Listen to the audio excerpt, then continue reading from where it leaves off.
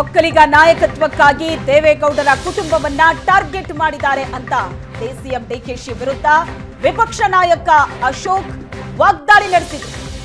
ಈ ಹಿಂದೆ ವೀರೇಂದ್ರ ಪಾಟೀಲ್ ಕೆಳಗಿಳಿಸಿ ಲಿಂಗಾಯತರ ಟಾರ್ಗೆಟ್ ಮಾಡಿದ್ರು. ಒಕ್ಕಲಿಗ ನಾಯಕತ್ವಕ್ಕಾಗಿ ಈಗ ದೇವೇಗೌಡರ ಕುಟುಂಬವನ್ನ ಟಾರ್ಗೆಟ್ ಮಾಡಲಾಗಿದೆ ಅಂತ ಅಶೋಕ್ ವಾಗ್ದಾಳಿ ನಡೆಸಿದ್ರು.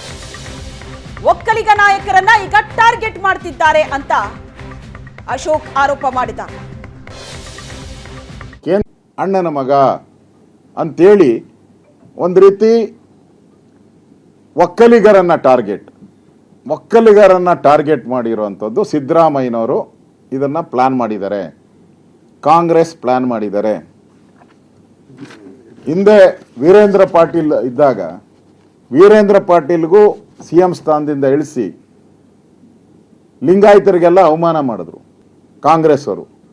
ಅದೇ ರೀತಿ ಸೋನಿಯಾ ಗಾಂಧಿ ಅವರು ಕೇಂದ್ರ ಸರ್ಕಾರ ಇದ್ದಾಗ ಯಡಿಯೂರಪ್ಪನವ್ರನ್ನ ವಿನಾಕಾರಣ ಯಾವುದೋ ಪ್ರೈವೇಟ್ ಕಂಪ್ಲೇಂಟ್ ಮೇಲೆ, ಏನೋ CBI ತನಿಖೆ ಆಗಲಿ, ಏನೋ CBI ತನಿಖೆ ಆಯಿತು, SIT ತನಿಖೆ ಆಯಿತು, ಅದ್ರ ಮೇಲೆಲ್ಲ ಪ್ರೈವೇಟ್ ಒಂದು ಕಂಪ್ಲೇಂಟ್ ಮೇಲೆ ಯಡಿಯೂರಪ್ಪನವರಂಥ ಒಬ್ಬ ನಾಯಕರನ್ನು, ಲಿಂಗಾಯತ ನಾಯಕರನ್ನು ಜೈಲಿಗೆ ಹಾಕಿಸ್ತೀರಿ. ಈಗ ದೇವೇಗೌಡರ ಕುಟುಂಬ, ಕುಮಾರಸ್ವಾಮಿ ಅವರ ಕುಟುಂಬನ ಅಂದ್ರೆ ಒಕ್ಕಲಿಗರು ಅವ್ರು ಟಾರ್ಗೆಟ್ ಆಗಿ ಲಿಂಗಾಯತರಾಯಿತು, ಈಗ ಒಕ್ಕಲಿಗರು ಟಾರ್ಗೆಟ್ ಮಾಡಿ.